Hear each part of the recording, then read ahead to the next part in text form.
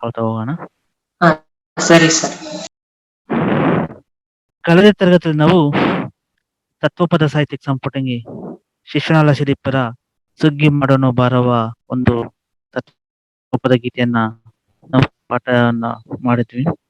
ಈಗ ಅದರ ಮುಂದುವರೆದ ಭಾಗ ಅಂತಾನೂ ಕರಿಬಹುದು. ಯಾಕಂದ್ರೆ ತತ್ವಪದ ಮತ್ತು ಜಾನಪದ ಎರಡು ಒಂದೇ ನಾಣ್ಯದ ಎರಡು ಮುಖಗಳು ಅಂತ ನಾವು ಕರಿತೀವಿ. ಆ ರೀತಿ ಇರುವಂತದ್ದು.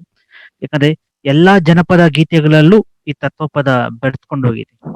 ಯಾಕಂದ್ರೆ ಇಲ್ಲಿ ತತ್ವಪದ ಅಂತ ತಕ್ಷಣ ನಾವು ಹೇಳೋದು ಅನುಭವಗಳನ್ನ, ಈ ಜನಪದನೂ ಸಹ ಒಂದು ಜೀವನದ ಅನುಭವಗಳನ್ನ ಹಾಡಿನ ಮೂಲಕ ಅಥವಾ ಕಥೆಯ ಮೂಲಕ ಹಂಚುವಂತದ್ದನ್ನು ನೋಡ್ತೀವಿ. ಆ ರೀತಿಯಲ್ಲಿ ಇಲ್ಲಿ ತತ್ವಪದ ಮತ್ತು ಜನಪದ ಎರಡು ಒಂದೇ ಅಂತೂ ಸಹ ನಾವು ಕರೀಬಹುದು. ನಮ್ಗೆಲ್ಲ ಗೊತ್ತಿರೋ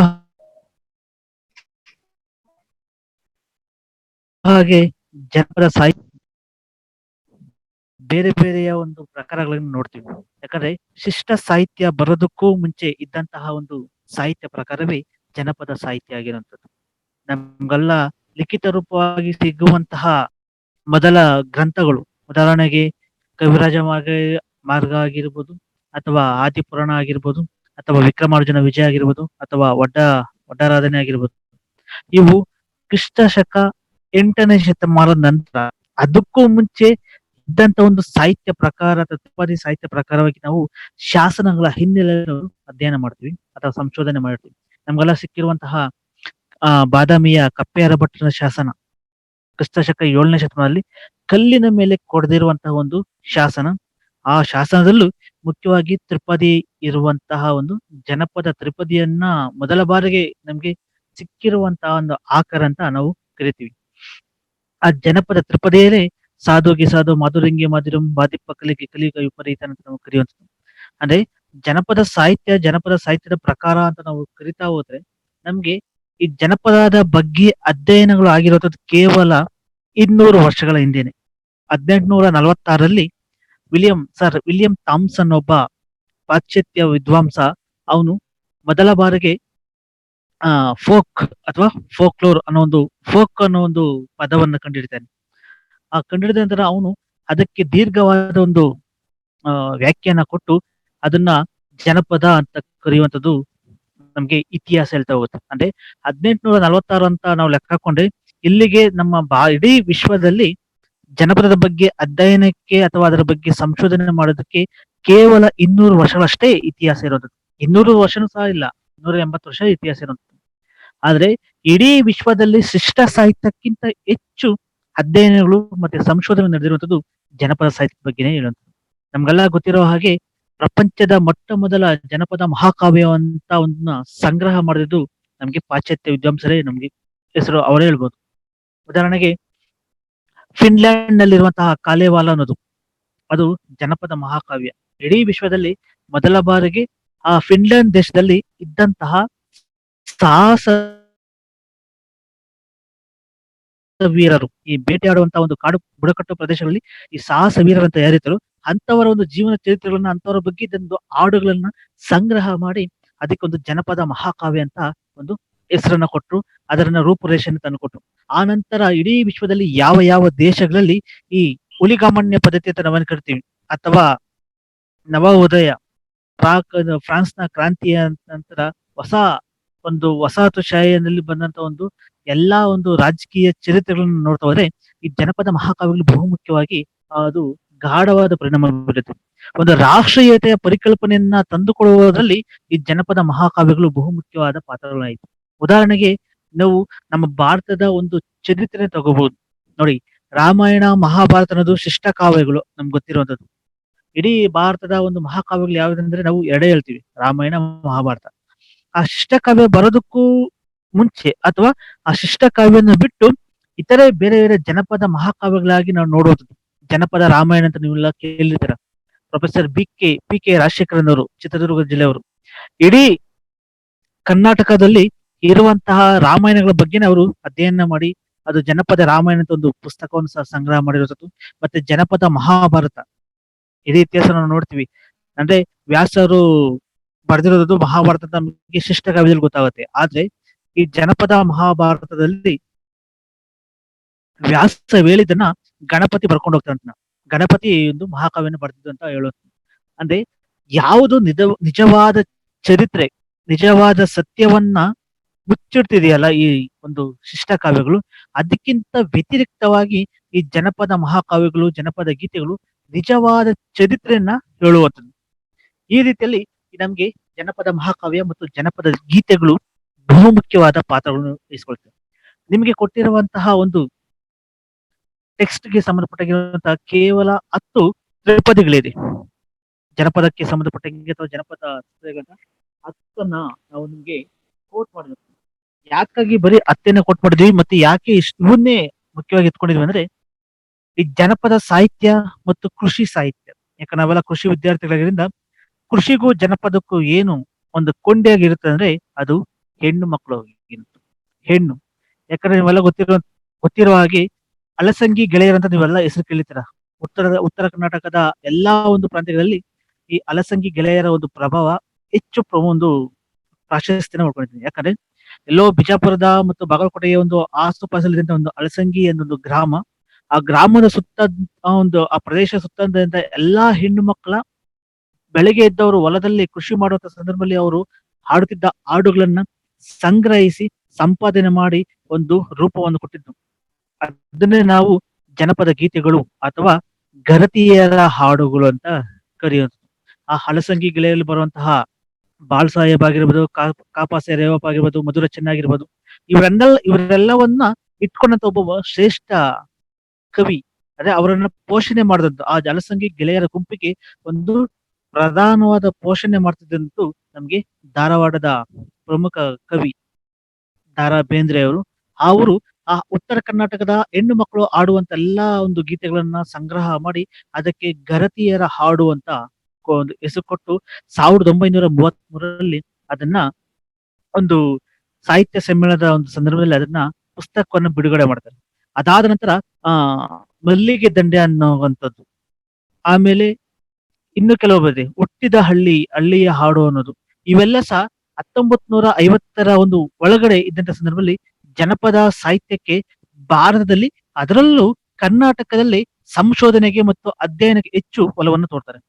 ಅದಾದ ನಂತರ 1966ರ ನಂತರ ಯಾವಾಗ ಮೈಸೂರು ವಿಶ್ವವಿದ್ಯಾಲಯದಲ್ಲಿ ಫೋಕ್ಲೋರ್ ಅನ್ನೋದು ಒಂದು ಜನಪದ ಒಂದು ವಿಷಯವನ್ನ ಪಿಜಿಗೆ MAಗೆ ಅದನ್ನೊಂದು ಒಂದು ಪ್ರತ್ಯೇಕವಾದೊಂದು ಪಠ್ಯವಾಗಿ ಸೇರಿಸ್ತಾರೋ, ಆ ನಂತರ ಜನಪದ ಗೀತೆಗಳ ಬಗ್ಗೆ, ಜನಪದ ಸಾಹಿತ್ಯದ ಬಗ್ಗೆ, ಜನಪದ ಕಾವ್ಯಗಳ ಬಗ್ಗೆ ಅನೇಕವಾದ ರೀತಿಯಲ್ಲಿ ಸಂಶೋಧನೆಗಳಾಯಿತು. ನಮ್ಗೆಲ್ಲ ಗೊತ್ತಿರುವಂತದ್ದೇ 1968ರಲ್ಲಿ ಮೊಟ್ಟ ಮೊದಲ ಬಾರಿಗೆ ಧಾರವಾಡ ವಿಶ್ವವಿದ್ಯಾಲಯ, ಕರ್ನಾಟಕ ವಿಶ್ವವಿದ್ಯಾಲಯದಲ್ಲಿ ಡಾಕ್ಟರ್ BS ಗದ್ದಿಗಿ ಮಠ ಅನ್ನೋರು ಉತ್ತರ ಕನ್ನಡ ಜಿಲ್ಲೆಯ ಜನಪದ ಗೀತೆಗಳು ಅನ್ನೋ ಒಂದು ವಿಷಯವನ್ನೇ ಇಟ್ಕೊಂಡು PhD ಪ್ರಬಂಧವನ್ನ ಮಂಡಿಸ್ತಾರೆ. ಅದು ಇಡೀ ಕನ್ನಡ ಸಾಹಿತ್ಯದಲ್ಲಿ ಮೊದಲ ಬಾರಿಗೆ ಜನಪದ ವಿಷಯದಲ್ಲಿ ಬಂದಿರುವಂತಹ ಮೊದಲ PhD ಪ್ರಬಂಧ. ಅದಾದ ನಂತರ 75 ಮತ್ತು 76ರ ಒಂದು ದಶಕ, ಆ ಒಂದು ಕಾಲಘಟ್ಟದಲ್ಲಿ G.ಶಂ ಪರಮಶಿವಯ್ಯ ಅಂತ ಹೆಸರು ಕೇಳಿರ್ತೀರ. ಅವರು ದಕ್ಷಿಣ ಕನ್ನಡದ ಕಾವ್ಯ ಪ್ರಕಾರಗಳು ಅಂತ ಹೇಳಿ ಸುಮಾರು ಕರ್ನಾಟಕದಲ್ಲಿ ಇರುವಂತಹ ಸುಮಾರು 10ಕ್ಕೂ ಹೆಚ್ಚು ಜನಪದ ಮಹಾಕಾವ್ಯಗಳನ್ನ ಸಂಗ್ರಹ ಮಾಡಿ ಅವುಗಳ ಬಗ್ಗೆ ತುಂಬಾ ದೀರ್ಘವಾದ ಒಂದು ಲೇಖನಗಳನ್ನ ತಂದಿರೋದ್ರ ಗೊತ್ತಾಗುತ್ತೆ. ಇದಾದ ನಂತರ ಯಾವಾಗ G.ಶಂ ಅವರು ಮಹಾಕಾವ್ಯಗಳ ಬಗ್ಗೆ ಅಧ್ಯಯನ ಮಾಡ್ತಾರೋ, ಅವರ ಜೊತೆಗೇನೆ PK ರಾಜಶೇಖರ್ ಆಗಿರ್ಬೋದು, ಕೃಷ್ಣಮೂರ್ತಿ ಹಾನೂರ್ ಆಗಿರ್ಬೋದು, ಡಾಕ್ಟರ್ ಮೀರಸಾಬೆಲ್ಲಿ ಶಿವಣ್ಣ ಆಗಿರ್ಬೋದು, ಮತ್ತೆ ವಿವೇಕ್ ರೈ ಆಗಿರ್ಬೋದು, ನಾವಡ ಆಗಿರ್ಬೋದು, ಈ ರೀತಿಯಾಗಿ ಸುಮಾರು ಆ ಒಂದು ತಲೆಮಾರಿನ ಈ ದಲಿತ ಮತ್ತು ಬಂಡಾಯದ ಒಂದು ಕಾಲಘಟ್ಟದ ತಲೆಮಾರಿನ ಎಲ್ಲಾ ಜನಪದ ವಿದ್ವಾಂಸರು ಅಥವಾ ಜನಪದವನ್ನ ಓದ್ಕೊಂಡಿರುವಂತಹ ವಿದ್ಯಾರ್ಥಿಗಳು ಇವರು ಜನಪದ ಸಾಹಿತ್ಯ ಬಗ್ಗೆ ಹೆಚ್ಚಿನದಾಗಿ ಒಂದು ಅಧ್ಯಯನಕ್ಕೆ ತೊಡಗಿಕೊಳ್ತಾರೆ.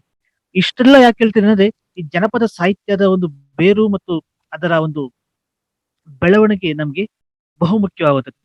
ನಮ್ಗೆಲ್ಲ ಗೊತ್ತಿರೋ ಹಾಗೆ ಜನಪದ ಸಾಹಿತ್ಯಕ್ಕೆ ಶತಮಾನಗಳಷ್ಟು ಇತಿಹಾಸವಿದೆ. ಯಾಕಂದ್ರೆ ಶಿಷ್ಟ ಸಾಹಿತ್ಯಕ್ಕೂ ಬರೋದಕ್ಕೂ ಮುಂಚೆ ನಾವು ಆಡು ಭಾಷೆಯಲ್ಲಿ ಮಾತಾಡ್ತಿದ್ದೀವಿ. ಆಡು ಭಾಷೆಯಲ್ಲಿ ನಾವು ಹಾಡಿನ ಜೊತೆಗೆ ಅಷ್ಟೇ ಅಲ್ಲ, ನಾವು ಆಚರಣೆ ಮಾಡ್ತಿದ್ದ ಆಚಾರ, ಸಂಪ್ರದಾಯ, ಆಹಾರ, ಉಡುಗೆ ತೊಡುಗೆಗಳು ಇವೆಲ್ಲವೂ ಸಹ ಜನಪದ ಸಾಹಿತ್ಯದ ಒಂದು ಪ್ರಕಾರಗಳಾಗಿ ಇರುವಂಥದ್ದು. ಇಲ್ಲಿ ಪರಂಪರೆಯ ಸ್ವತ್ತಾದ ಜನಪದ ಬಾಯಿಂದ ಬಾಯಿಗೆ ಮೌಖಿಕ ಸ್ವರೂಪದಲ್ಲಿ ವಿಸ್ತರಿಸ್ತೀವಿ ನೋಡಿ. ಬಾಯಿಂದ ಬಾಯಿಗೆ ಇದು ವಿಸ್ತಾರವಾಗಿರುವಂಥದ್ದು, ಪರಂಪರೆಯಿಂದ ಬಂದಿರುವಂಥದ್ದು. ಇಲ್ಲಿ ಯಾವುದು ಲಿಖಿತ ರೂಪದಲ್ಲಿ ಇಲ್ಲದೆ ಮೌಖಿಕ ರೂಪದಲ್ಲಿ ಇದಿರುತ್ತದೋ ಅದೇ ಜನಪದ. ಅದೇ ಲಿಖಿತ ರೂಪದಲ್ಲಿ ಇಲ್ಲದೆ ಇರುವಂಥದ್ದು. ಆದ್ರೆ ಈಗ ಏನ್ ಮಾಡಿದ್ವಿ ಅಂದ್ರೆ ಎಲ್ಲಾ ಒಂದು ಲಿಖಿತ ರೂಪದಲ್ಲಿ ಎಲ್ಲಾ ಜನಪದ ಗೀತೆಯ ಹಾಡುಗಳನ್ನ ಅವ್ರನ್ನ ಆಡಿಸ್ಕೊಂಡು ಅದನ್ನ ನಾವು ಕ್ಯಾಸೆಟ್ ಆಗಿ ರೆಕಾರ್ಡ್ ಮಾಡ್ಕೊಂಡು ಅದನ್ನ ನಾವೀಗ ಪುಸ್ತಕ ರೂಪದಲ್ಲಿ, ಯಾಕಂದ್ರೆ ಎಲ್ಲೋ ಒಂದು ಪ್ರಾಂತ್ಯದಲ್ಲಿ ಮಾತಾಡ್ತಾರೆ ಆಡುವಂತವ್ರು, ಆ ಒಂದು ಪ್ರಾಂತ್ಯದಲ್ಲಿ ಆಡುವರು ಇಡೀ ಜಗತ್ತಿಗೆ ಅವರ ಒಂದು ಸಾಹಿತ್ಯ, ಅವರ ಒಂದು ಕಾವ್ಯ ತಿಳಿಸ್ಕೊಂಡ್ಬಿಟ್ಟು ಈಗ ಏನ್ ಮಾಡ್ತೀವಿ ಅಂದ್ರೆ ನಾವೆಲ್ಲ ಅದನ್ನ ಸಂಗ್ರಹ ಮಾಡಿ ಪುಸ್ತಕದ ರೂಪದಲ್ಲಿ, ಲಿಖಿತ ರೂಪದಲ್ಲಿ ನಾವು ಪ್ರಿಂಟ್ ಮಾಡ್ತಾ ಇರೋದು ನಮಗೆಲ್ಲ ಗೊತ್ತಿದೆ.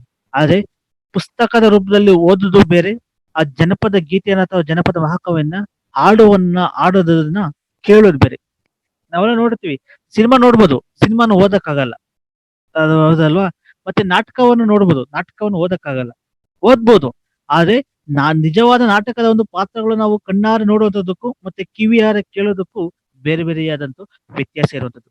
ಈ ಹಿನ್ನೆಲೆಯಲ್ಲಿ ಈ ಜನಪದ ಗೀತೆಗಳ ಸಂವಹನ ಸ್ವರೂಪ ಮೂಲತಃ ಆಂತರಿಕ ಸಂವಹನ, ಅಂದ್ರೆ ನಮ್ಮ ಒಳಗನೆ ಇರುವಂತದ್ದು ಈ ಜನಪದದ ಒಂದು ಗೀತೆಗಳು. ಅಂದ್ರೆ ನಮ್ಮ ಅನುಭವಗಳನ್ನ, ನಮ್ಮ ಒಂದು ಸಮಯವನ್ನ ಕಳೆಯಕ್ಕೋಸ್ಕರ ನಾವು ಏನೇನು ಈ ರೀತಿಯಲ್ಲಿ ನಾವೆಲ್ಲ ಪ್ರಚಾರ ಪಡಿಸ್ತೀವಿ, ಅವೆಲ್ಲವನ್ನ ಒಂದ್ ರೀತಿ ಹಾಡಿನ ಮೂಲಕ, ಮೌಖಿಕವಾದ ಬಾಯಿಯ ಮೂಲಕ ನಾವು ಅದನ್ನ ವ್ಯಕ್ತಪಡಿಸುವಂತದ್ದೇ ಈ ಜನಪದ ಸಾಹಿತ್ಯ.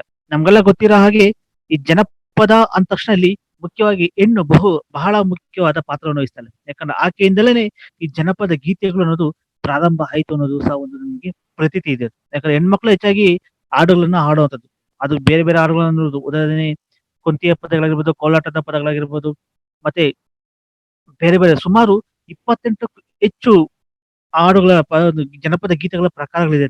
ಉದಾಹರಣೆಗೆ ದೇವರ ಪದಗಳಾಗಿರ್ಬೋದು, ಮತ್ತೆ ಶೋಭನೆ ಪದಗಳಾಗಿರ್ಬೋದು, ಮದುವೆ ಸಂದರ್ಭದಲ್ಲಿ ಆಡುವಂತಹ ಒಂದು ಹಾಡುಗಳಾಗಿರ್ಬೋದು.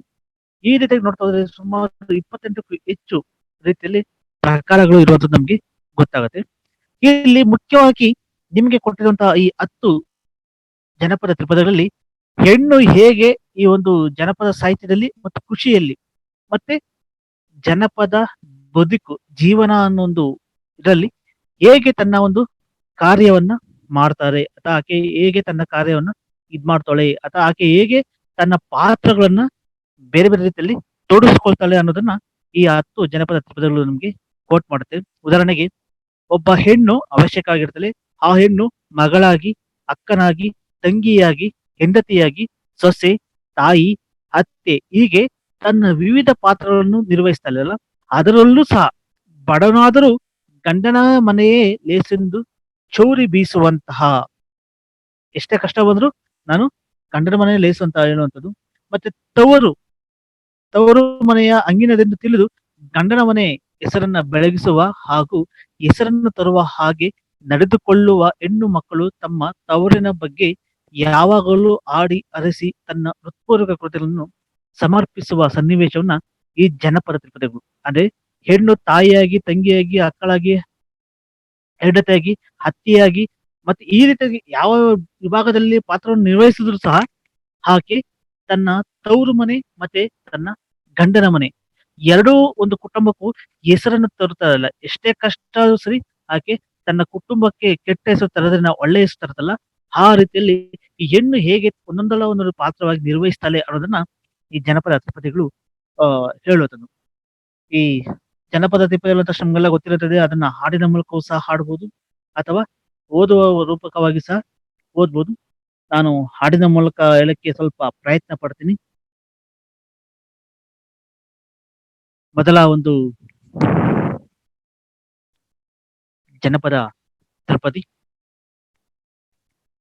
ತಾವರೆಯ ಗಿಡ ಹುಟ್ಟಿದು, ತಾವರೆಯ ಗಿಡ ಹುಟ್ಟಿ ದೇವರಿಗೆ ನೆರಳಾಗಿ, ನಾ ಹುಟ್ಟಿ ಮನೆಗೆ ಎರವಾದೆ, ನಾ ಹುಟ್ಟಿ ಮನೆಗೆ ಹೆರವಾದೆ, ಹಡೆದವ್ವ ನೀ ಕೊಟ್ಟ ಮನೆಗೆ ಹೆಸರಾದೆ, ನೀ ಕೊಟ್ಟ ಮನೆಗೆ ಹೆಸರಾದೆ. ಬ್ಯಾಸಾಗಿ ದಿವಸಕ ಬೇವಿನ ಮರ ತಂಪ, ಬ್ಯಾಸಾಗಿ ದಿವಸಕ ಬೇವಿನ ಮರ ತಂಪ, ಭೀಮಾರತಿ ಎಂಬ ಹೊಳಿತಂಪ, ಭೀಮಾರತಿ ಎಂಬ ಹೊಳಿತಂಪಾಡೆದವ್ವ ನೀ ತಂಪ ನನ್ನ ತವರಿಗೆ, ನೀ ತಂಪ ನನ್ನ ತವರಿಗೆ. ಹೆಣ್ಣು ಅಡೆಯಲಿ ಬ್ಯಾಡ ಎರವರಿಗೆ ಕೊಡಬ್ಯಾಡ. ಹೆಣ್ಣು ಅಡೆಯಲಿ ಬ್ಯಾಡ ಎರವರಿಗೆ ಕೊಡಬ್ಯಾಡ. ಹೆಣ್ಣು ಹೋಗಾಗ ಹಳಬ್ಯಾಡ. ಹೆಣ್ಣು ಹೋಗಾಗ ಅಳಬ್ಯಾಡ. ಅಡೆದವ್ವ ಸಿಟ್ಟಾಗಿ ಶಿವಗೆ ಬೈಬ್ಯಾಡ. ಸಿಟ್ಟಾಗಿ ಶಿವಗೆ ಬೈಬ್ಯಾಡ. ಗಂಜಿಯ ಕುಡಿದರು ಗಂಡನ ಮನಲೇಸ. ಗಂಜಿಯ ಕುಡಿದರು ಗಂಡನ ಮನಲೇಸ. ಅಂದನದ ಮ್ಯಾಲ ಚೌರಾವ. ಅಂದನದ ಮ್ಯಾಲ ಚೌರಾವ ಸಾರಿದರ ಅಂಗಿನ ತವರ ಮನಿಸಾಕ. ಅಂಗಿನ ತವರ ಮನಿಸಾಕ. ತಾಯ ಮಕ್ಕಳ ದನಿಯ ತಾಳ ಬಾರಿಸಿದಂಗ. ತಾಯ ಮಕ್ಕಳ ದನಿಯ ತಾಳ ಬಾರಿಸಿದಂಗ. ಜೋಡ ಕಿನ್ನೂರಿ ನುಡಿದಂಗ. ಜೋಡ ಕಿನ್ನೂರಿ ನುಡಿದಂಗ ಅಳಸಂಗಿ ಹೊತ್ತೇರಿ ತಾಸ ಬಡದಂಗ. ಹೊತ್ತೇರಿ ತಾಸ ಬಡಿದಂಗ. ತಾಯಿಲ್ಲ ತವರಿಗೆ ಒಗದಿರು ನನ್ನ ಮನವ. ತಾಯಿಲ್ದ ತವರಿಗೆ ಒಗದಿರು ನನ್ನ ಮನವ. ನೀರಿಲ್ದ ಕೆರೆಗೆ ಕರಬಂದು. ನೀರಿಲ್ದ ಕೆರೆಗೆ ಕರಬಂದು ತಿರುಗಾಡ. ಆಗ ನೋಡಿದರ ದುಃಖಗಳ. ಆಗ ನೋಡಿದರ ದುಃಖಗಳ. ಹೆಣ್ಣು ಮಕ್ಕಳ ಕಳುಹಿ ಕಣ್ಣಿಗೆ ನೀರ ತಂದು. ಹೆಣ್ಣು ಮಕ್ಕಳ ಕಳುಹಿ ಕಣ್ಣಿಗೆ ನೀರ ತಂದು. ಸಣ್ಣ ಸೆಲ್ಲೆದಲೆ ಮುಸುಕಾಕಿ. ಸಣ್ಣ ಸೆಲ್ಲೆದಲೆ ಮುಸುಕಾಕಿ ಅಡೆದಪ್ಪ ಹೆಣ್ಣು ಸಾಕೆಂದ ಜನುಮಾಕ. ಹೆಣ್ಣು ಸಾಕೆಂದ ಜನುಮಾಕ.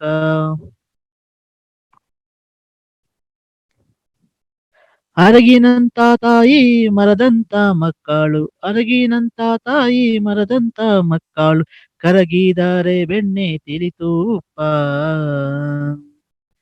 ಕರಗಿದರ ಬೆಣ್ಣೆ ತಿಳಿತುಪ್ಪ ತಂದಾಕಿ. ಕರಗಂತ ತಾಯ ಇರಬೇಕ. ಕರಗಂತ ತಾಯ ಇರಬೇಕ. ತೊಟ್ಟಿಲ ಹೊತ್ಕೊಂಡು ತೌರ್ ಬಣ್ಣ ಉಟ್ಕೊಂಡು. ತೊಟ್ಟಿಲ ಹೊತ್ಕೊಂಡು ತೌರ್ ಬಣ್ಣ ಹೊಟ್ಕೊಂಡು. ಅಪ್ಪ ಕೊಟ್ಟೆಮ್ಮೆ ಒಡಕೊಂಡು. ಅಪ್ಪ ಕೊಟ್ಟೆಮ್ಮೆ ಒಡಕೊಂಡು ತವರೂರ ತಿಟ್ಟತ್ತಿ ತಿರುಗಿ ನೋಡ್ಯಾಳ.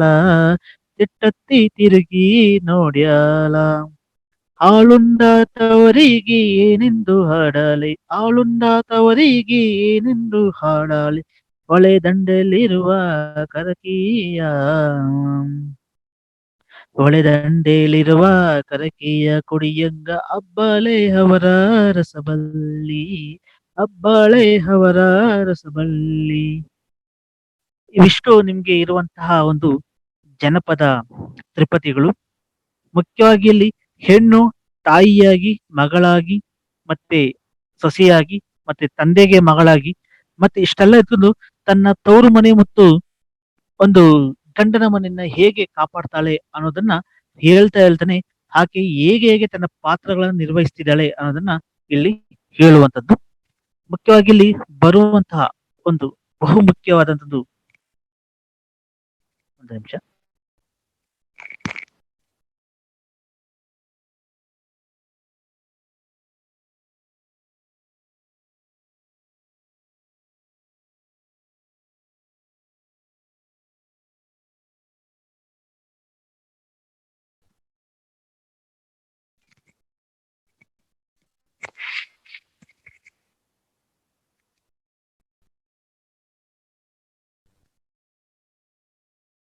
ನೋಡಿ ಇಲ್ಲಿ ಹೇಳುವಂತದ್ದು, ತಾವರೆಯ ಗಿಡ ಹುಟ್ಟಿ ದೇವರಿಗೆ ನೆರಳಾಗಿ. ನೋಡಿ, ತಾವರೆ ಹೂವ ಹುಟ್ಟುವಂತದ್ದು ಎಲ್ಲಿ ಹುಟ್ಟುತ್ತೆ? ತಾವರೆ ಹೂವ ಅದು ಕೆಸರಲ್ಲಿ ಹುಟ್ಟುವಂತದ್ದು, ಅಥವಾ ಕೆರೆಯ ಅಥವಾ ನದಿಯಲ್ಲೋ ಅಥವಾ ಕುಂಟೆಯಲ್ಲೋ ಹುಟ್ಟುವಂತಹ ಒಂದು ಗಿಡ. ಆ ತಾವರೆ ಹೂವು ದೇವರಿಗೆ ನೆರಳಾಗಿ ಎಷ್ಟರ ಮಟ್ಟಿಗೆ ಒಂದು ನಾವು ಕೆಸರಲ್ಲಿ ಅಜ್ಜಡಕ್ಕೆ ಒಂದು ರೀತಿ ಅಸಹ್ಯ ಪಡ್ಕೊಳ್ತೀವಿ. ಅಂತ ಒಂದು ಕೆಸರಲ್ಲಿ ಹುಟ್ಟುವಂತಹ ತಾವರೆ ಹೂವು ದೇವರಿಗೆ ಅದು ಪುಷ್ಪಾರ್ಚನೆಯ ರೂಪಕವಾಗಿ ಅದು ನೆರಳಾಗುತ್ತೋ ಆ ರೀತಿಯಲ್ಲಿ ನಾ ಹುಟ್ಟಿ ಮನೆಗೆ ಹೆರವಾದೆ. ನೋಡಿ, ಇಲ್ಲಿ ಹೆಣ್ಣು ತಾವರೆ ಹೂವಿಗೆ ಹೋಲಿಕೆ ಮಾಡುವುದು, ಆ ತನ್ನ ಮನೆ, ಆ ಮನೆಯನ್ನ ದೇವರಿಗೆ ಹೋಲಿಕೆ ಮಾಡುವಂಥದ್ದು. ಅಂದ್ರೆ ನಾನು ತಾವರೆ ಗಿಡ ಆಗಿ ನಾನು ಹುಟ್ಟಿದೀನಿ, ಈ ಮನೆಗೆ ಹೆರವಾದಿ, ನನ್ನ ತವರು ಮನೆಗೆ ನಾನು ಒಂದ್ ರೀತಿಯಲ್ಲಿ ಕಷ್ಟಕ್ಕೆ ಸಹಾಯವಾಗುವಂತ ಒಂದು ಹೆಣ್ಣಾಗಿ ನಾನು ಇದ್ದೀನಿ. ಮಾಡಿದವ್ವ ನೀ ಕೊಟ್ಟ ಮನೆಗೆ ಹೆಸರಾದೆ. ತಾಯಿನಲ್ಲಿ ಹೇಳುವಂತ ತಾಯಿ ಮತ್ತು ಮಗಳ ಸಂಬಂಧವನ್ನು ಇಲ್ಲಿ ಹೇಳುವಂಥದ್ದು. ತಾವರೆ ಹೂವು ಗಿಡ ಹೇಗೆ ಹುಟ್ಟಿ ಅದು ಒಂದು ದೇವರಿಗೆ ನೆರಳಾಗುತ್ತೋ ಅಥವಾ ದೇವರಿಗೆ ಪುಷ್ಪಾರ್ಚನೆಯಾಗಿ ಅದು ದೇವರ ಮುಡಿಗೆ ಸೇರುತ್ತೋ, ಆ ರೀತಿಯಾಗಿ ನಾ ಹುಟ್ಟಿದಂತಹ ಈ ಮನೆಗೆ ನಾನು ಒಳ್ಳೆಯ ಹೆಸರನ್ನು ಕೊಟ್ಟು ಹಡೆದವ, ನೀ ಕೊಟ್ಟ ಮನೆಗೆ, ನೀನು ಕಳಿಸುವಂತಹ, ನೀನು ಹೆಣ್ಣಾಗಿ ನನ್ನನ್ನ ಮದುವೆ ಮಾಡಿ ಕೊಟ್ಟಂತ ಒಂದು ಮನೆಗೆ ನಾನು ಹೆಸರಾಗ್ತೀನಿ ಅನ್ನೋದು. ನೀ ಕೊಟ್ಟ ಮನೆಗೆ ಹೆಸರದೆ, ನಾನು ನನ್ನ ತವರು ಮನೆಯನ್ನು ನಾನು ಕಾಪಾಡ್ತೀನಿ ಅಂತ ಇಲ್ಲಿ ತಾಯಿ ಮತ್ತು ಮಗಳ ಸಂಬಂಧವನ್ನ ಹೇಳುವಂಥದ್ದು. ಬ್ಯಾಸಗಿ ದಿವಸಾಕ ಬೇವಿನ ಮರ ತಂಪ, ಭೀಮರತಿ ಎಂಬ ಹೊಳಿತಂಪ. ಬ್ಯಾಸಗಿ ದಿವಸ ಅಂದ್ರೆ ಇಲ್ಲಿ ಬೇಸಿಗೆ ಕಾಲ. ಬ್ಯಾಸಗಿ ಅಂದ್ರೆ ಬೇಸಿಗೆ. ಬೇಸಿಗೆ ದಿವಸಾಕ ಬೇವಿನ ಮರ ತಂಪ. ನೀವೆಲ್ಲ ನೋಡ್ತೀವಿ, ಈಗೆಲ್ಲ ಬೇಸಿಗೆ ಕಾಲ ಸ್ಟಾರ್ಟ್ ಆಗಿತ್ತು. ಒಂದು ವಸಂತ ಕಾಲ ಬಂದ ತಕ್ಷಣ ಎಲ್ಲಾ ಮರಗಳು ಚಿಗುರು ಹೊಡೆದು ಹಚ್ಚ ಹಸಿರಿಂದ ಇರುತ್ತದ್ದು. ಅಂತ ಸಂದರ್ಭದಲ್ಲಿ ಈ ಬೇಸಿಗೆಯ ಒಂದು ಸಂದರ್ಭ ತಕ್ಷಣ ನಮ್ಗೆ ಇಲ್ಲಿ ಒಂದು ಬಿಸಿಲು ತಾಪಮಾನ ಜಾಸ್ತಿ ಇರುತ್ತೆ. ಅಂತ ಸಂದರ್ಭದಲ್ಲಿ ಹಳ್ಳಿಯ ಕಡೆ ಈಗಲೂ ಅಷ್ಟೇ ಜನ ಒಂದು ಆಲದ ಮರದ ಕೆಳಗಡೆ ಅಥವಾ ಬೇವಿನ ಮರದ ಕೆಳಗಡೆನು ಅಥವಾ ಹೊಂಗೆ ಮರದ ಕೆಳಗಡೆನು ಹೋಗಿ ನಿದ್ದೆ ಮಾಡೋದ್ರ ಅಥವಾ ವಿಶ್ರಾಂತಿ ಪಡ್ಕೊಳ್ತಾರೆ. ಯಾಕಂದ್ರೆ ಅದು ಶುದ್ಧವಾದ ಗಾಳಿಯನ್ನ ಕೊಡುತ್ತೆ ಎಂದು ಹಿನ್ನೆಲೆಯಲ್ಲಿ. ಈ ರೀತಿಯಲ್ಲಿ ಇಲ್ಲಿ ಬೇಸಿಗೆ ದಿವಸಕ ಬೇವಿನ ಮರ ತಂಪು. ಬೇವಿನ ಮರನೆಲ್ಲ ನೋಡ್ತೀರಾ, ಹಚ್ಚ ಹಸಿರಿಂದ ಅದು ಹೂ ಬಿಟ್ಟು ಬಿಡುವಂತ ಸಂದರ್ಭ ನಾವು ನೋಡಿದ ತಕ್ಷಣ ಒಂದು ಹೊಂಗೆ ಗಿಡ ಆಗಿರ್ಬೋದು ಮತ್ತೆ ಬೇವಿನ ಮರ ಆಗಿರ್ಬೋದು, ತುಂಬಾ ಒಂದು ಆಕ್ಸಿಜನ್ ಕೊಡುವಂತಹ ಒಂದು ಮರಗಳಾಗಿ ಮತ್ತೆ ಒಳ್ಳೆಯ ಶುದ್ಧವಾದ ಗಾಳಿಯನ್ನು ಕೊಡುವಂಥದ್ದು. ಆ ಗಾಳಿ ಕೊಡುವಂತಹ ಮರ ಎಷ್ಟರ ಮಟ್ಟಿಗೆ ತಂಪಾಗಿದೆಯೋ ಹಾಗೆ ಭೀಮಾರತಿ ಎಂಬ ಹೊಳಿತಂಪ. ಭೀಮಾರತಿ ಎಂಬ ಹೊಳಿತಂಪ ಅಂದ ತಕ್ಷಣ ಇಲ್ಲಿ ನಾವು ದ್ವಾಪರ ಯುಗಕ್ಕೆ ಹೊರಟು ಹೋಗ್ತೀವಿ. ಯಾಕಂದ್ರೆ ಭೀಮಾ ಆರತಿ ಅಂತ ನಾವು ಏನ್ ಹೆಸರು ಕರಿತೀವಿ, ನಿಮ್ಗೆಲ್ಲ ಗೊತ್ತಿದೆ. ಆ ಭೀಮನ ಅಮಾವಾಸ್ಯೆ ದಿನ ಹೆಂಡತಿ ತನ್ನ ಗಂಡಂದಿರಿಗೆ ಪಾದ ಪೂಜೆ ಮಾಡಿ ಅವ್ರಿಗೆ ಪೂಜೆ ಮಾಡುತ್ತದೆ. ಅಂದ್ರೆ ನನ್ನ ಗಂಡ ಭೀಮನ ಅಂತೆ ಶಕ್ತಿಶಾಲಿ ಆಗಿರ್ಬೇಕು, ಭೀಮನಂತೆ ಒಬ್ಬ ಗಂಡು ಆಗಿರುವಂತದ್ದು. ಮತ್ತೆ ಯಾಕಾಗಿ ನಾ ಅವರೆಲ್ಲ ಭೀಮನನ್ನೇ ನೆನ್ಸ್ಕೊಳ್ತಾರೆ, ರಾಮನನ್ನ ಯಾಕೆ ಇಷ್ಟಪಡಲ್ಲ, ಕೃಷ್ಣನನ್ನ ಯಾಕೆ ಇಷ್ಟಪಡಲ್ಲ, ನಿಮ್ಗೆಲ್ಲ ಗೊತ್ತಿರುವಂತದ್ದು. ಯಾಕಂದ್ರೆ ಇಡೀ ಮಹಾಭಾರತದಲ್ಲಿ ದ್ರೌಪದಿಯನ್ನ ಅಥವಾ ದ್ರೌಪದಿ ಮೆಚ್ಚಿರುವಂತಹ ಪಂಚಪಾಂಡವರಲ್ಲಿ ಗಂಡಂದ್ರಲ್ಲಿ ಒಬ್ಬ ನಿಜವಾಗ್ಲೂ ಹೆಂಡತಿಗೆ ಆಕೆಯ ಆಸೆಗಳನ್ನ ಈಡೇರ್ತಾನು ಭೀಮ ಒಪ್ತೇನೆ. ನಿಮ್ಗೆಲ್ಲ ಗೊತ್ತಿದೆ, ದ್ರೌಪದಿಯ ವಸ್ತ್ರಾಭರಣ ಒಂದು ಸಂದರ್ಭದಲ್ಲಿ ಆ ದ್ರೌಪದಿಯನ್ನ ಆಕೆಯ ವಸ್ತ್ರಾಭರಣ ಮಾಡಿದ ದುಶ್ಯಾಸನ ಎಲ್ಲ ಮಾಡೋದು ಸಹ ಈ ಪಂಚಪಾಂಡವರಲ್ಲಿ ಧರ್ಮರಾಯ, ಅರ್ಜುನ, ನಕುಲ ಸಹ ಸುಮ್ಮನೆ ನಿಂತ್ಕೊಂಡಿರ್ತಾನೆ. ಆದ್ರೆ ಭೀಮ ಮಾತ್ರ ತನ್ನ ಹೆಂಡತಿಗೆ ಇಷ್ಟೆಲ್ಲ ಒಂದು ಅಸಭ್ಯವಾಗಿ ವರ್ತನೆ ಮಾಡಿದ್ದಕ್ಕೋಸ್ಕರ ಅವನು ಏನ್ ಮಾಡ್ತಾನೆ, ಆ ದ್ರೌಪದಿಗೆ ಒಂದು ಶಪಥ ಮಾಡ್ತಾನೆ.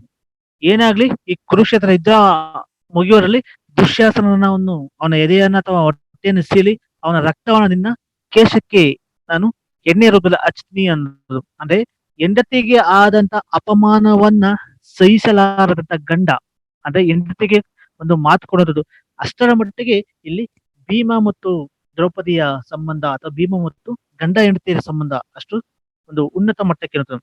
ಆ ರೀತಿಯಲ್ಲಿ ಇಲ್ಲಿ ಭೀಮಾರತಿ ಎಂಬ ಒಳಿತಂಪ ಹಡೆದವ ನೀತಂಪ ನನ್ನ ತವರಿಗೆ. ನೋಡಿ, ಇಷ್ಟು ಆ ರೀತಿ ಭೀಮಾರತಿ ಅಂತ ಅಲ್ಲಿ ಒಂದು ಹಿನ್ನೆಲೆ ನೋಡುದು, ಗಂಡ ಮತ್ತು ಹೆಂಡತಿಯ ಸಂಬಂಧ. ಮತ್ತೆ ಆಡಿದವ ನೀತಂಪ ನನ್ನ ತವರಿಗೆ, ನನ್ನ ಕುಟುಂಬವನ್ನ ಅಥವಾ ನನ್ನ ತವರು ಮನೆಯನ್ನ ಕಾಪಾಡುವಂತಹ ಒಬ್ಬ ದೇವತೆಯಾಗಿ, ಒಬ್ಬ ತಾಯಿಯಾಗಿ, ಒಬ್ಬ ಎಲ್ಲವನ್ನು ನೋಡ್ಕೊಳ್ಳುವಂತಾಗಿ ಶಕ್ತಿಯಾಗಿರುವುದು ನನ್ನ ತಾಯಿ, ಅದು ಅಂತ ನೀನೆ. ಯಾಕಂದ್ರೆ ಒಂದು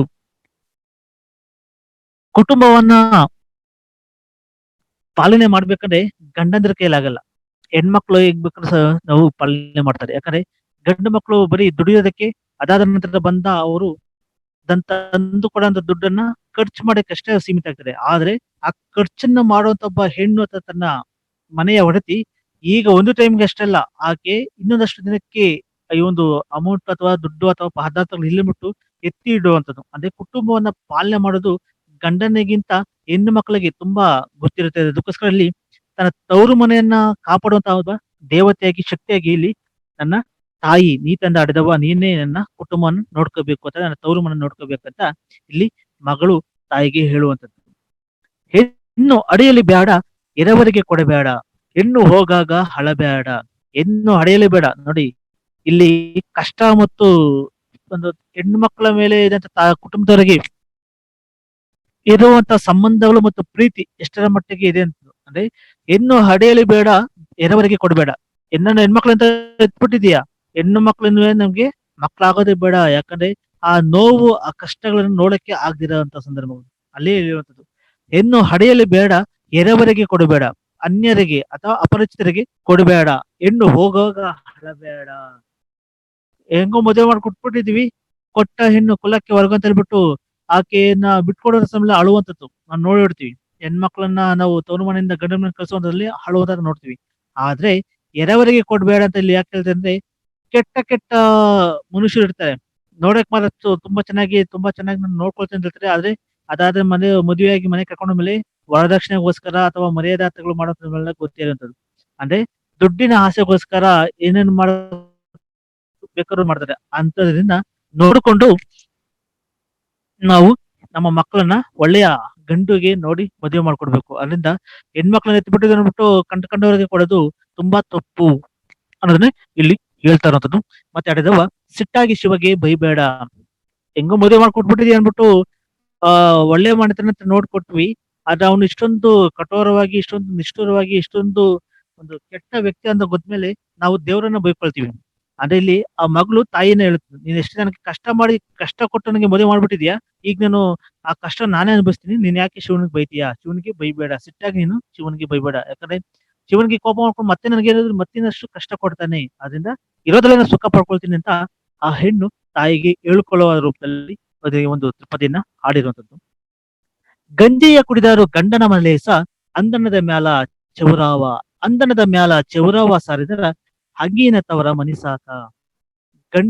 ಗಂಜಿಯ ಕುಡಿದರು, ಕಷ್ಟಪಟ್ಟು ಮದುವೆ ಮಾಡಿದ್ವಿ, ಆ ಕಷ್ಟ ಮತ್ತು ಸುಖವನ್ನು ಎರಡನ್ನು ಅರಿತು ಜೀವನ ನಡೆಸುವಂತಹ ಗಂಡ ಮತ್ತು ಹೆಂಡತಿಯರ ಸಂಬಂಧ ಇಲ್ಲಿ ಎಷ್ಟರ ಮಟ್ಟಿಗೆ ಬಹುಮುಖ್ಯವಾದ ಪಾತ್ರವನ್ನು ವಹಿಸ್ಕೊಳ್ತಾ. ಯಾಕಂದ್ರೆ ನಾವೆಲ್ಲ ಬಡವರು ಶ್ರೀಮಂತರು ಅಂತ ನೋಡ್ತೀವಿ, ಬಡವರಾಗ್ಬಿಟ್ಟಿದವರಿಗೆ ಮನೆ ಇಲ್ಲ, ಮಠ ಇಲ್ಲ, ಜಮೀನಿಲ್ಲ, ಏನಿಲ್ಲ. ಅಂತ ಸಂದರ್ಭಗಳಲ್ಲಿ ಪರರ ಮನೆಯಲ್ಲಿ ಅಂದ್ರೆ ಸಂಬಂಧಿಕರ ಮನೆಗೆ ಹೋದ್ರೆ ಅವ್ರು ನೋಡೋದು ನಮ್ಮನ್ನ ಒಂದ್ಸರಿ ತುಚ್ಛವಾಗಿ ನೋಡ್ತಾರೆ. ಅಂತ ಸಂದರ್ಭದಲ್ಲಿ ಆ ಹೆಣ್ಣು ತನ್ನ ಗಂಡನ ಪರವಾಗಿ ಹೇಗೆ ಇರ್ತಾಳೆ ಅಂತ, ಗಂಜಿ ಕುಡಿದು ಸಾಕು ನಾನು ಗಂಡನ ಮನೇಲಿ ಏಸು ಅಂತ ಹೇಳ್ಬಿಟ್ಟು, ನನಗೆ ಮನೆಗೆ ಆಹಾರ ಪದಾರ್ಥಗಳ ಅಡಿಗೆ ಮಾಡಿ ಏನಿಲ್ಲ ಅಂದ್ಬಿಟ್ಟು ನಾವು ತವ್ರ ಮನೆಗೋ ಅಥವಾ ಸಂಬಂಧಿಕರ ಮನೆಗೋ ಅಥವಾ ಅಣ್ಣನ ಮನೆಗೋ ಅಕ್ಕನ ಮನೆಗೆ ಹೋಗಿದ್ರೆ ಅವ್ರು ನಮ್ಮನ್ನ ತುಂಬಾ ಕೀಳಾಗಿ ನೋಡ್ತಾರೆ. ಅದರಿಂದ ಎಷ್ಟೇ ಕಷ್ಟ ಆಗ್ಲಿ, ಗಂಡ ಹೆಂಡತಿ ಅಂತ ಪರಸ್ಪರ ಒಂದು ಸಂಬಂಧದಿಂದ ಇದ್ದು ಅದು ಕಷ್ಟ ಸುಖ ಎರಡನ್ನೂ ಹಂಚ್ಕೊಂಡು ಇರುವಂತಹ ಒಂದು ಅವರವರ ನಂಬಿಕೆಗೆ ಅರ್ಹರಾಗಿದ್ರೆ ಅವರು ಗಂಜಿ ಕುಡಿದು ಸಹ ಗಂಡನ ಮೇಲೆ ಸುಖವಾಗಿ ಬದುಕಬಹುದು. ಗಂಡನ ಮೇಲೆ ಸಹ ಅಂದನದ ಮ್ಯಾಲ ಚೌರಾವ, ಅಂದನದ ಮೇಲೆ ಗೊತ್ತಿದೆ, ಅದು ಅಟ್ಟ ಅಂತ ಕರಿತೀವಿ ಅಥವಾ ಮೇಲೆ ಒಂದ್ ರೀತಿಯಲ್ಲಿ. ಯಾಕಂದ್ರೆ ನಿಮ್ಗೆಲ್ಲ ಗೊತ್ತಿರ್ಬೋದು, ಹೆಣ್ಮಕ್ಳು ಅಂದ ತಕ್ಷಣ ಅವರು ಹೆಚ್ಚಿನದಾಗಿ ತಮ್ಮ ಗೌಪ್ಯತೆನ ಅವರು ಹಂಗೆ ಇಟ್ಕೊಳ್ಳಲ್ಲ, ಎಲ್ಲರಿಗೂ ಹೇಳ್ತಾ ಹೋಗ್ಬಿಡ್ತಾರೆ ಅವರ ಕಷ್ಟಗಳನ್ನ ಹಂಚ್ಕೊಳ್ಳೋದು. ನಿಮ್ಗೆಲ್ಲ ಜಾಸ್ತಿ ಅದ್ರಲ್ಲಿ ಚೌರಾವ ಅಂದ್ರೆ ಕಿವಿಗೆ ಹೇಳುವಂಥದ್ದು. ಇವ್ರ ಮನೇಲಿ ಅವ್ರ ಮನೇಲಿ ಆತರ ಇದಂತೆ, ಅವ್ರ ಗಂಡ ಸರಿ ಇಲ್ವಂತೆ, ಆ ಹೆಣ್ಣು ಹುಡುಗಿ ಸರಿ ಇಲ್ವಂತೆ, ಅವ್ರ ಕುಟುಂಬ ಆತರ ಹಾಳಾಗೋಗಿದೆ ಅಂತ ಮಾತಾಡ್ಕೊಳ್ಳೋದು ತುಂಬಾ ಜಾಸ್ತಿ. ಅದಂತ ಹೇಳ್ಬಿಟ್ಟು ಹೆಣ್ಮಕ್ಳೇ ಆತರ ಮಾಡೋದಿಲ್ಲ, ಗಂಡ್ಮಕ್ಳು ಮಾಡ್ತಾರೆ. ಆದ್ರೆ ಅಕ್ಕಪಕ್ಕದ ಮನೆಯಲ್ಲಿ ಹೆಚ್ಚಿನದಾಗಿ, ಯಾಕಂದ್ರೆ ಗಂಡಸರೆಲ್ಲ ಕೆಲ್ಸಕ್ಕೆ ಹೊರಟೋದ್ರೆ ಆ ಮನೆಗಳಲ್ಲಿ ಇರುವಂತ ಅಕ್ಕಪಕ್ಕದವರೆಲ್ಲ ಒಂದ್ ರೀತಿ ಕೂತ್ಕೊಂಡು ಮಾತಾಡೋದು, ಅವ್ರ ಕಷ್ಟ ಸುಖವನ್ನು ಹಂಚ್ಕೊಳ್ಳುವಂಥದ್ದು. ಆ ರೀತಿಯಲ್ಲಿ ಇಲ್ಲಿ ಅಂದನದ ಮೇಲೆ ಚೌರಾವ ಸಾರಿದರೆ ಅಂದ್ರೆ ನಮ್ಮ ಕಷ್ಟಗಳನ್ನ ಇನ್ನೊಬ್ರಿಗೆ ಹಂಚ್ಕೊಂಡ್ಬಿಟ್ರೆ ಅದು ಹಂಗಿನ ತವರ ಮನಿ ಸಾಕ. ಅದ ಹಂಗಿನ ತವರ ಅಂದ್ರೆ ಅವ್ರ ನಮ್ಮ ತವ್ರ ಮನೆ ಬಗ್ಗೆ ಅವರು ಒಂದು ರೀತಿ ಕೆಟ್ಟದಾಗಿ ತಿಳ್ಕೊಳ್ತಾರೆ. ಏನಪ್ಪ ಇವ್ರು ಇಷ್ಟು ಕಷ್ಟ ಇದ್ರು ತವ್ರ ಮನೆಯವರು ಇದ್ ಮಾಡ್ತಾರೆ, ಈ ತವ್ರ ಮನೆಯವರು ಸರಿ ಇಲ್ಲ ಅಂತ ಬೈಕೊಳ್ತಾರೆ. ಆದ್ರಿಂದ ಎಷ್ಟೇ ಕಷ್ಟ ಆಗ್ಲಿ ನಾವು ನಮ್ಮತನವನ್ನ ಬಿಟ್ಕೋಬಾರ್ದು ಅನ್ನೋದನ್ನ ಇಲ್ಲಿ ಹೇಳುವಂಥದ್ದು. ತಾಯಿ ಮಕ್ಕಳ ದನಿಯ ತಾಳ ಬಾರಿಸಿದಂಗ, ತಾಯ ಮಕ್ಕಳ ದನಿಯ ತಾಳ ಬಾರಿಸಿದ ಜೋಡ ಕಿನ್ನೂರಿ ನುಡಿದಂಗ ಅಳಸಂಗಿ ಒತ್ತರಿ ತಾಸೆ ಬಡಿದಂಗ. ನೋಡಿ, ತಾಯಿ ಮಕ್ಕಳ ದನಿ ತಾಳ ಬಾರಿಸಿದಂಗಿ, ಹಸಿವು ಮತ್ತು ಬಡತನ ಈ ಎರಡೂ ಸಹ ಒಬ್ಬ ಮನುಷ್ಯನ ಮೇಲೆ ಪ್ರಭಾವ ಬೀಳಿದ್ರೆ ಅವನ ಬದುಕೆ ನಾಶ ಆಗುವಂಥದ್ದು. ಅಂತ ಸಂದರ್ಭದಲ್ಲಿ ತಾಯ ಮಕ್ಕಳ ದನಿಯು ತಾಳ ಬಾರಿಸಿದಂಗ, ಹೊಟ್ಟೆ ಹಸಿವಾದ ಸಮಯದಲ್ಲಿ ತಾಯಿ ಮತ್ತು ಮಕ್ಕಳ ದನಿ ಎಷ್ಟರ ಮಟ್ಟಿಗೆ ಅದು ಇರುತ್ತೆ ಅನ್ನೋದು. ಯಾಕಂದ್ರೆ ನಾವೆಲ್ಲ ನೋಡ್ತೀವಿ, ನಮ್ಮ ಕುಟುಂಬಗಳ ಅಥವಾ ನಮ್ಮ ಮನೆಗಳಲ್ಲಿ ನಮ್ಗೆ ಒಂದು ಹೊತ್ತಿಗೆ ಊಟಕ್ಕೆ ಇಲ್ಲದೆ ಇರುವಂತಹ ಸಂದರ್ಭದಲ್ಲೂ ಸಹ ತಾಯಿಯಾದಂತಳು ತಮ್ಮ ಮಕ್ಕಳು ಹಸ್ಕೊಂಡ್ ಮಲ್ಕೋಬಾರ್ದು ಅನ್ಬಿಟ್ಟು ಎಲ್ಲೇ ಹೋಗಿ ಎಲ್ಲಾದ್ರೂ ಸಹ ಒಂದ ಯಾರತ್ರ ಬೇಡಿ ಆದ್ರೂ ಒಂದಷ್ಟು ಗಂಜಿಯನ್ನು ಅಥವಾ ಅನ್ನವನ್ನು ಮಾಡಿ ಮಕ್ಕಳಿಗೆ ಉಣಿಸ್ಬಿಟ್ಟು ತಾಯಿ ತಾಯಿ ಆದಂತವಳು ಬರೀ ನೀರ್ ಕುಡಿದು ಮಲಗುವಂತದ್ ನಾವು ನೋಡ್ತೀವಿ.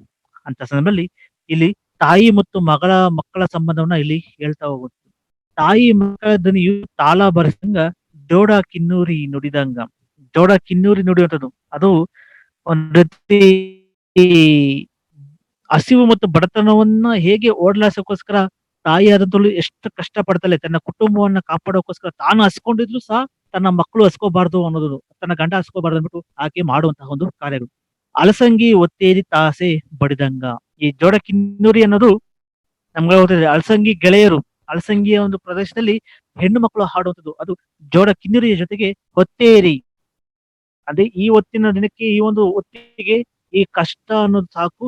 ಮುಂದಿನ ದಿನ ಆದ್ರೂ ಸಹ ಅಥವಾ ಮುಂದೆ ಬೆಳಗ್ಗೆ ಆದ ಒಂದು ಜಾವ ಸಹ ನನ್ನ ಮಕ್ಕಳಿಗೆ ನನ್ನ ಕುಟುಂಬಕ್ಕೆ ಒಂದು ಹೊತ್ತಿಗೆ ಆಹಾರ ಸಿಗುವಷ್ಟು ಒಂದು ಪದಾರ್ಥ ಆಹಾರ ಸಿಗಲಿ ಅಂತ ಆಕೆ ಬೆಳಗಿನವರೆಗೂ ಹೊಸ ಸೂರ್ಯವನ್ನ ಕಾಣ್ತಾ ಇರ್ತಾಳೆ. ಅಂದ್ರೆ ತನ್ನ ಕನಸನ್ನ ಆಕೆ ಹಾಗೆ ಅದ್ಮಿಟ್ಕೊಂಡು ಇವತ್ತು ಕಷ್ಟ ಆಗಿರ್ಬೋದು, ನಾಳೆ ಮುಂದೊಂದು ದಿನ ನಾನು ಜೀವನವನ್ನು ನಡ್ಸ್ಕೋಬಹುದು, ನನ್ನ ಕುಟುಂಬ ನಾನು ಕಾಪಾಡ್ಕೋಬಹುದು ಅಂತ ಆಕೆಯ ಒಂದು ಹಂಬಲವನ್ನು ಸಹ ಆಗಿರುತ್ತೆ.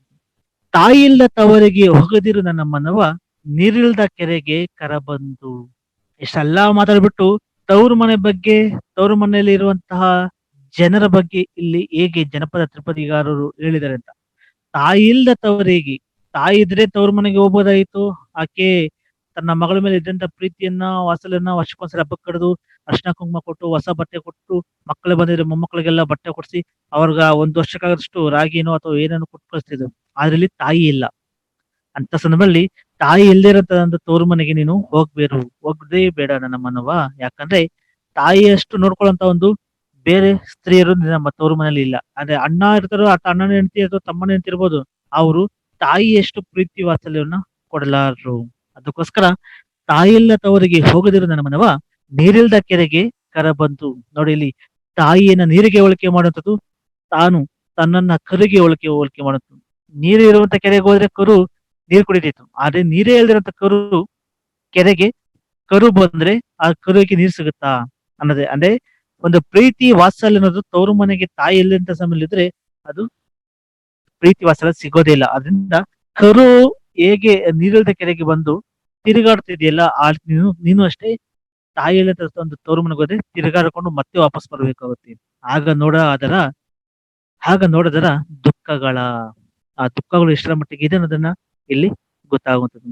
ಅಂದ್ರೆ ನೀರು ಸಿಕ್ಕಿರುವಂತ ಸಂದರ್ಭದಲ್ಲಿ ಕರು ಹೇಗೆ ಅಂಬಾ ಅಂತ ಕೂಕೊಳ್ಳುತ್ತೋ ಅಥವಾ ಹಸಿವಿನ ತಾಳಾಡುತ್ತೋ, ಆ ರೀತಿಯಲ್ಲೇ ನೀನು ತಾಯಿಯೆಲ್ಲ ತವರು ಮನೆಗೆ ಹೋದ್ರು ಸಹ ನೀನು ನಿನ್ನ ತಾಯಿಯ ಬಗ್ಗೆನೇ ಯೋಚನೆ ಮಾಡ್ತೀಯ. ನಿನ್ನ ತಾಯಿಯ ಒಂದು ಸ್ಥಾನಕ್ಕೆ ಯಾರು ಸಹ ಆ ಸ್ಥಾನವನ್ನು ತುಂಬ ಬಲ್ಲವರು ಸಿಗೋದೇ ಇಲ್ಲ. ಅದನ್ನ ಆ ದುಃಖಗಳನ್ನ ನೋಡಕ್ ಹೋಗ್ಬೇಡ, ಅದನ್ನ ನೀನು ತವರು ಮನೆಗೆ ಹೋಗ್ಲೇಬೇಡ ಅಂತ ಹೇಳುವಂಥದ್ದು. ಹೆಣ್ಣು ಮಕ್ಕಳ ಕಳುಹಿ ಕಣ್ಣಿಗೆ ನೀರ ತಂದು, ಹೆಣ್ಣು ಮಕ್ಕಳ ಕಳುಹಿ ಕಣ್ಣಿಗೆ ನೀರ ತಂದು, ಸಣ್ಣ ಸೆಲ್ಲೆದೆಲೆ ಮುಸುಕಾಕಿ ಹಡೆದಪ್ಪ ಹೆಣ್ಣು ಸಾಕಿಂದ ಜಲಮಾಕ. ಹೆಣ್ಮಕ್ಳನ್ನ ಕಳ್ಸ್ಬಿಡ್ತಿದೀವಿ, ಮದುವೆ ಮಾಡ್ಬಿಟ್ಟು ಗಂಡ ಮನೆ ಕಳಿಸ್ತಾ ಇದೀವಿ. ಕಣ್ಣಿಗೆ ನೀರ್ ತಂದು, ಹೆಣ್ಣು ಮಕ್ಕಳನ್ನ ಮನೆಗೆ ಕಳಿಸುವಂತ ಸಮಯದಲ್ಲಿ ಕಣ್ಣಲ್ಲಿ ನೀರು ಬರುವಂತದ್ದು, ತವರು ಮನೆಯಿಂದ ಗಂಡನ ಮನೆ ಕಳಿಸೋದ್ರಲ್ಲಿ ನೀರು ಬರುವಂತದ್ದು. ಸಣ್ಣ ಸೆಲದಲ್ಲಿ ಮುಸುಕಾಕಿ ಅಂದ್ರೆ ಹೆಣ್ಣು ಮಕ್ಕಳ ಮೇಲೆ ಹೆಚ್ಚು ಪ್ರೀತಿ ಇರುವಂತದ್ದು ತಾಯಿಗಿಂತ ತಂದೆಯಂದಿರಿಗೆ ಹೆಚ್ಚು ಪ್ರೀತಿ ಇರುತ್ತೆ. ನಮಗೆಲ್ಲ ಗೊತ್ತಿರೋದನ್ನ ನೋಡ್ತೀವಿ. ಅದರಿಂದ ಹೆಣ್ಣು ಮಕ್ಕಳನ್ನ ಅಥವಾ ಗಂಡನ ಮನೆಗೆ ಕಳಿಸೋ ಸಮಯದಲ್ಲಿ ಇವರು ಕಳಿಸ್ಬಿಟ್ಟು ಕಣ್ಣಲ್ಲಿ ನೀರು ಬಂದು ಸಹ ಅವ್ರು ಹೋದ ನಂತರ ಮುಸುಕಾಕಿ ಅಂದ್ರೆ ತಲೆಯನ್ನ ಅಥವಾ ಟವಲನ್ನ ಮುಸುಕಾಕಿ ಅಳುವಂತದ್ದು. ಅಂದ್ರೆ ಅಷ್ಟು ಪ್ರೀತಿ ತೋರ್ತದಂತ ಮಗಳು ಈಗ ನಮ್ಮನ್ನ ಬಿಟ್ಟು 18 ವರ್ಷನ ಸಾಕಿ ಸಲಿದಂತ ಒಂದು ಮಗಳನ್ನ ಈಗ ಪರಿಚಯ ಇರುವಂತದ್ದು ಗಂಡನ ಮನೆಗೆ ಬೇರೆಯವರ ಮನೆಗೆ ಕಳ್ಸಿರೋದ್ರಲ್ಲಿ ಆಕೆ ನೋವು, ಆಕೆಯ ಸುಖ ದುಃಖಗಳನ್ನ ನೋಡುವಂಥದ್ದು ನಮ್ಗೆ ತುಂಬಾ ಕಷ್ಟ ಆಗುತ್ತೆ. ಯಾಕಂದ್ರೆ ನಮ್ಮ ಕಣ್ಣೆದುರಿಗಿದ್ದಂತ ಒಬ್ಬ ಹೆಣ್ಣು ಮಗಳು ಪರ ಮನೆಗೆ ಹೋಗಿ ಅಲ್ಲಿ ಹೇಗೆ ಬದುಕ್ತಾಳೆ ಅನ್ನೋದನ್ನ, ಆ ನೋವನ್ನ ತಾಳಾಡದೆ ಮುಸುಕಾಕಿ ಅಳುವಂತ ಒಂದು ಅಡೆದಪ್ಪ. ಕೊನೆಗೆ ಏನ್ ಹೇಳ್ತಂದ್ರೆ ಹೆಣ್ಣು ಸಾಕಿಂದ ಜಲಮಾಕ. ಇಲ್ಲಿ ನೋಡಿ, ಹೆಣ್ಮಕ್ಳು ಕಷ್ಟ ಪಡೋದ್ ಬೇಡ ಅಂತ ಇಲ್ಲಿ ಹೆಣ್ಮಕ್ಳೇ ಸಾಕು, ಈ ಜನ್ಮಕ್ಕ ಸಾಕು ಅಂತ ಹೇಳೋದು. ಅಂದ್ರೆ ಗಂಡು ಮಗು ಆಗಿದ್ರೆ ಮನೆ ಮುಂದೆನೆ ಇರ್ತಾನೆ. ಹೆಣ್ಣು ಮಗಳಂದ್ರೆ ಮನೆ ನಮ್ಗೆ ಗೊತ್ತಿಲ್ಲದಂದು ಬೇರೆ ಊರಲ್ಲಿ ಇರುವಂತದ್ದು. ಅಂದ್ರೆ ಆಕೆ ಅಲ್ಲಿ ತನ್ನ ತವರು ಗಂಡನ ಮನೆಯಲ್ಲಿ ಅತ್ತೆ ಮಾವ ಒಳ್ಳೆಯವರಾಗಿದ್ರೆ ಪರವಾಗಿಲ್ಲ, ಕೆಟ್ಟವರಾಗಿ ಆಕೆಗೆ ಚಿತ್ರಹಿಂಸೆ ಕೊಡ್ತಾರೆ. ಆ ನೋವು ಮತ್ತೆ ನನಗೆ ನೋಡ್ಕೊಳಕ್ಕೆ ಅದನ್ನ ತಾಕೊಳ್ಳಕ್ಕೆ ಸಾಧ್ಯನೇ ಇಲ್ಲ. ಅದರಿಂದ ಎಷ್ಟೇ ಕಷ್ಟ ಆಗ್ಲಿ ಈ ಹೆಣ್ಮಕ್ಳು ಸಾಕುವಂತ ತಂದೆ ಒಂದ್ ರೀತಿಲಿ ನೋವಿನ ರೂಪಕವಾಗಿ ಹೇಳುತ್ತೆ. ಇಲ್ಲಿ ಎರಡು ಅರ್ಥನೂ ಬರುತ್ತೆ. ಹೆಣ್ಣು ಮಕ್ಕಳು ಸಾಕು ಅಂದ ತಕ್ಷಣ ಇಲ್ಲಿ ಹೆಣ್ಣು ಮತ್ತು ಗಂಡಿನ ಒಂದು ಹಿನ್ನೆಲೆ ನೋಡುವಂಥದ್ದು. ಅಂದ್ರೆ ಗಂಡು ಮಕ್ಕಳಂದ್ರೆ ತವರು ಒಂದು ಮನೆಯ ವಾರಸದಾರರನ್ನು ತರುವಂತದ್ದು. ಹೆಣ್ಮಕ್ಳಂದ್ರೆ ನಾಳೆ ಜಮೀನೆಲ್ಲ ಮಾಡಿಸ್ಬಿಟ್ಟು ಮದುವೆ ಮಾಡ್ಕೊಳ್ಳುವಂಥದ್ದು ನೋಡ್ತೀವಿ. ಆದಲ್ಲ ಇಲ್ಲಿ ಇಲ್ಲಿ ಪ್ರೀತಿ ಮತ್ತು ವಾತ್ಸಲ್ಯವನ್ನ ತೋರಿಸುವಂಥದ್ದು, ಅಪ್ಪ ಮತ್ತು ಮಗಳ ಸಂಬಂಧವನ್ನು ತೋರುವಂಥದ್ದು.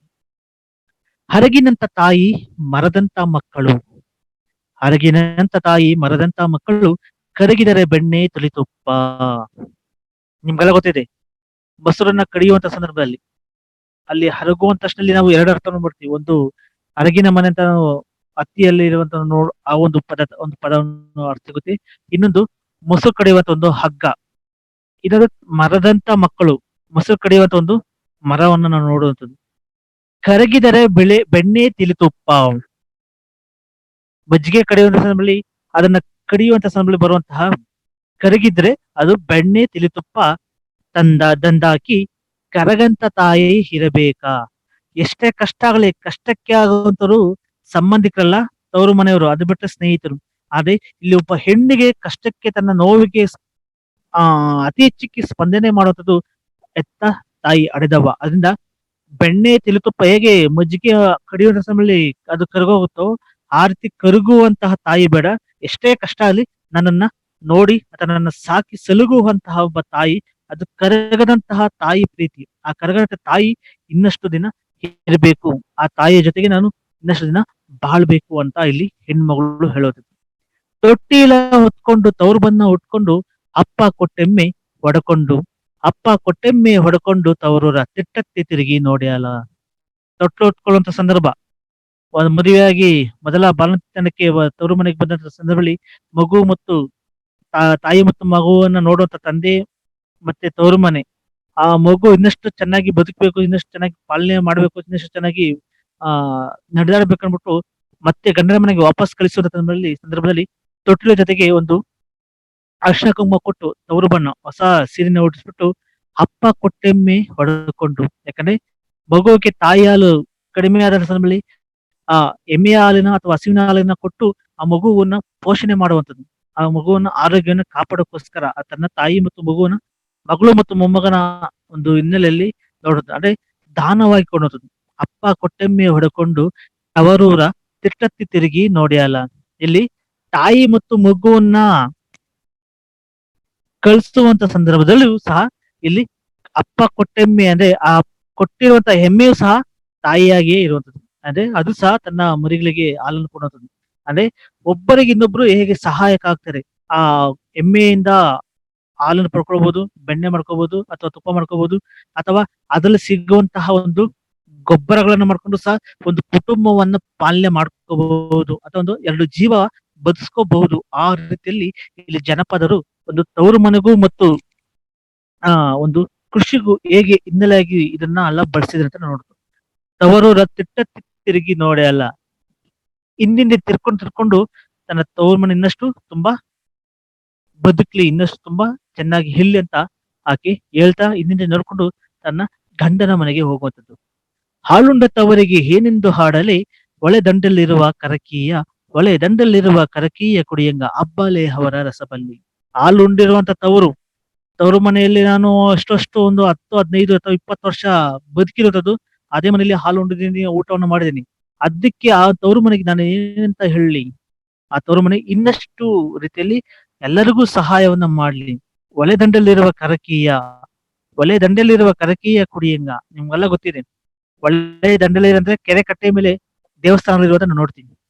ಪ್ರತಿ ವರ್ಷ ಕೆರೆ ಕೋಡಿ ಸಮಯದಲ್ಲಿ ಆ ದೇವಸ್ಥಾನಕ್ಕೆ ಹೋಗಿ ಬಲಿ ಕೊಡುವಂಥದ್ದು, ಅಥವಾ ಒಂದು ಪೂಜೆ ಮಾಡುವಂಥದ್ದು, ಅಥವಾ ಜಾತ್ರೆ ರೂಪದಲ್ಲಿ ಮಾಡುವಂಥದ್ದು. ಅಂದ್ರೆ ನನ್ನ ತವರು ಮನೆಯು ಸಹ ಒಳೆ ದಂಡೆಯಕ್ಕಿಂತ ಇನ್ನೆಚ್ಚು ತುಂಬಾ ಸಂಪದ್ಭರಿತವಾಗಿ ಬೆಳೆದು ಪರರಿಗೆ ಸಹಾಯ ಮಾಡ್ಲಿ. ಅದು ಕೆರೆ ಕೋಡಿ ಹೋಗೋ ನೀರು ಹೇಗೆ ಕೋಡಿ ಹೋಗುತ್ತೋ ಆ ರೀತಿಯಲ್ಲಿ ನನ್ನ ಕುಟುಂಬವು, ನನ್ನ ತವರು ಮನೆಯು ಸಹ ತುಂಬಾ ಸಂಪದ್ಭರಿತವಾಗಿ ಜೀವನ ಬೆಳೆಸ್ಲಿ, ಅದರ ಮೂಲಕ ಇನ್ನೊಂದಷ್ಟು ಜನಕ್ಕೆ ಸಹಾಯವನ್ನ ಮಾಡ್ಲಿ ಅಂತ ಅಲ್ಲಿ ಒಳ್ಳೆದಂಡಲಿರುವ ಕರಗಿಯ ಕುಡಿಯಂಗ ಹಬ್ಬಲೇ ಅವರ ರಸಬಲ್ಲಿ.